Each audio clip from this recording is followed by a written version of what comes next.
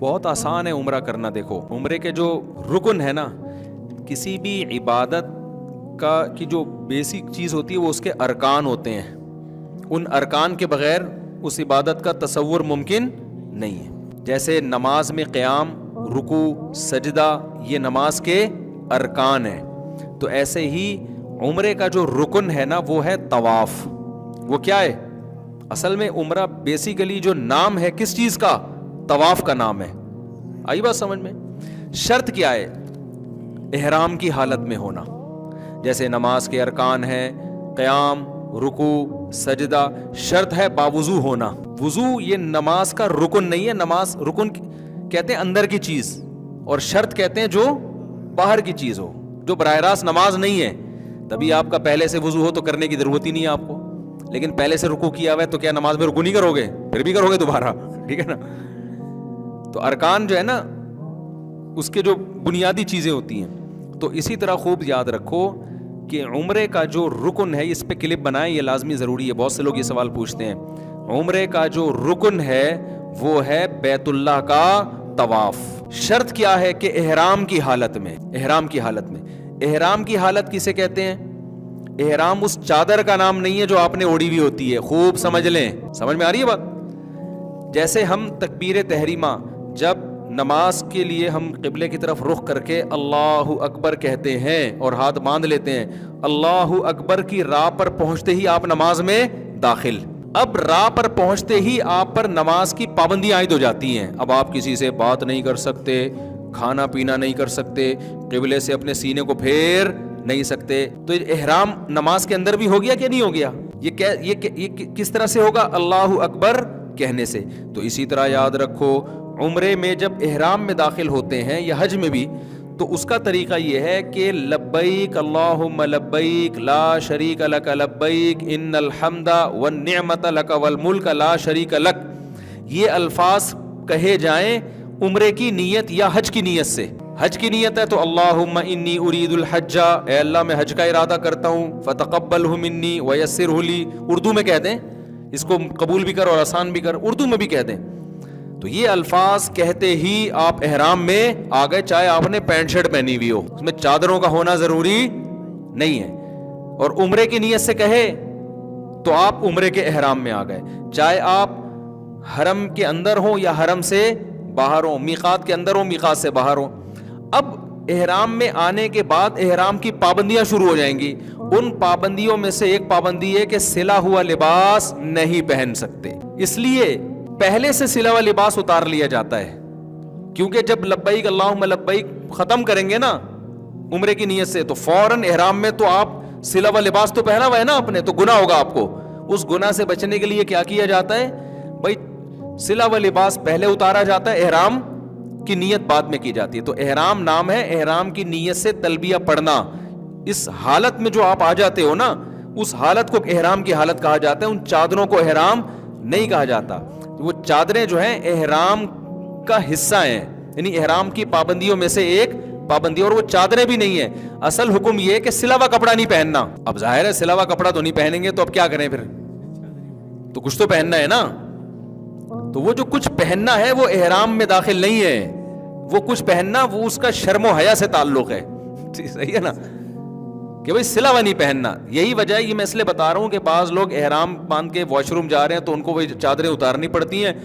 Wash room سے phone کر رہے ہوتے ہیں, مفتی صاحب میں احرام کی حالت میں وہ چادر اتار سکتا ہوں؟ تو میں ان سے پھر کہتا ہوں بھائی یہ چادر احرام نہیں ہے, یہ تو آپ اتار لیں چادر. اچھا نہیں ہے نا, یہ بری بات ہو جائے گی نا. خود سوچو, تنہائی میں بیٹھ کے کبھی غور کرنا میں کیا کہہ رہا ہوں. اچھی بات ہے یہ تو, جسم تو چھپانا ہے نا اپنا, تو اس کے لیے یہ کیا جاتا ہے. تو اس میں چادریں داخل نہیں ہیں. دوسری بات یہ کہ اس احرام, اگر آپ مکہ جا رہے ہیں, کسی بھی نیت سے مکہ جا رہے ہیں, میقات سے باہر سے, جیسے کراچی سے, طائف سے, مدینہ سے, تو اسلام کا حکم یہ ہے کہ آپ میقات بغیر احرام کے کراس نہیں کر سکتے. تو وہ ایک الگ چیز ہے. وہ کیا ہے؟ اس کا عمرے سے تعلق نہیں ہے, بلکہ اس کا اس سے تعلق ہے کہ آپ نے عمرے کی نیت کر کے میقات میں احرام باندھا کیوں نہیں, آپ نے عمرہ کیا کیوں نہیں. تو عمرہ نہ کرنے کی وجہ سے آپ پہ دم واجب ہوتا ہے. تو اب اس کا عمرے سے براہ راست تعلق نہیں ہے, بلکہ وہ یہ ہے کہ مثال کے طور پر شریعت آپ کو حکم دے کہ فلاں وقت میں نماز پڑھو, نہیں پڑھے تو یہ سزا ہے آپ کی. تو اب جو بھی باہر سے آ رہا ہوتا ہے مکہ یا بیت اللہ, مکہ جا رہا ہے کسی بھی کام سے, تو اسلام اس پر لازم کرتا ہے کہ آپ چونکہ مکہ اللہ کا شہر ہے, آپ اس پہ جا رہے ہو اور آپ ہو بھی مسلمان, تو یہ جو اللہ کی باؤنڈری ہے نا جس کو میقات کہا جاتا ہے, تو پہلے آپ نے جا کے عمرہ کرنا ہے اور احرام آپ کا شروع ہوگا میقات سے پہلے. یہ اگر آپ نے کراس کیا میقات تو بعد میں احرام تو مان لیا جائے گا, لیکن دم آپ پر واجب ہوگا کہ آپ نے کیوں یہ بغیر احرام کے کراس کیا. سمجھتے ہو کہ نہیں سمجھتے؟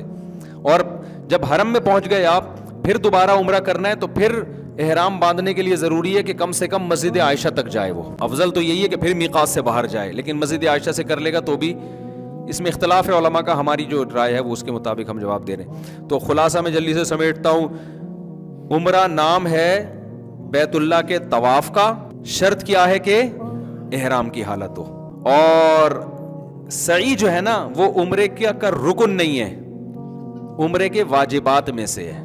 واجبات سمجھتے ہیں؟ یعنی اگر سعی نہیں کریں گے آپ نے طواف کرنے کے بعد تو گناہگار ہوں گے اور دم دینا پڑے گا آپ کو.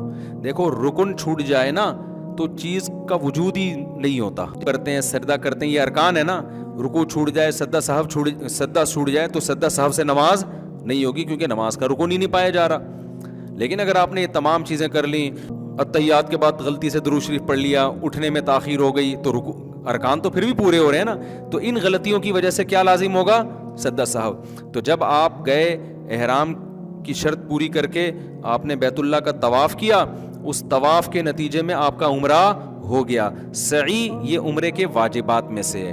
آپ اگر نہیں کریں گے تو گناہگار ہوں گے, لیکن عمرہ آپ کا ہو جائے گا, آپ پر دم واجب ہوگا. لیکن طواف ہی چھوڑ دیا آپ نے تو دم سے عمرہ نہیں ہو جائے گا, پھر تو کیا ہی نہیں آپ نے عمرہ. تو اس میں جو مرکزی حیثیت ہے وہ بیت اللہ کو ہے. آپ جو جاتے ہیں بیت اللہ کے طواف کرنے کے لیے جاتے ہیں اصل میں. حج کس کا نام ہے؟ حج میں 2 ارکان ہیں, عمرے میں کتنے ہیں؟ تو اس لیے کچھ بھی نہ ہونا تو آخری درجہ یہ کہ احرام باندھ کے طواف کر لے آدمی ہر قیمت پہ, بس عمرہ ہو گیا اس کا. باقی چیزوں کی تلافی دم سے ہو جائے گی, جانور ذبح کرنے سے. تو حج میں بھی یاد رکھو 2 کام حج کے ارکان میں سے ہیں, وہ نہیں ہوں گے تو حج نہیں ہوگا آپ کا.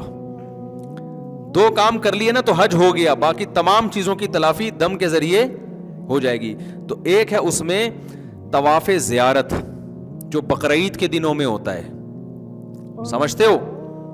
حج اس کا نام ہے, یہ جو بقرعید کے دنوں میں, اس کے ٹائم بھی متعین ہے, وہ ٹائم بھی آپ آگے پیچھے نہیں کر سکتے. جیسے فرض نماز کا ٹائم متعین ہے نا, تو جو حج کا فرض طواف ہے اس کا بھی ٹائم شریعت میں متعین ہے.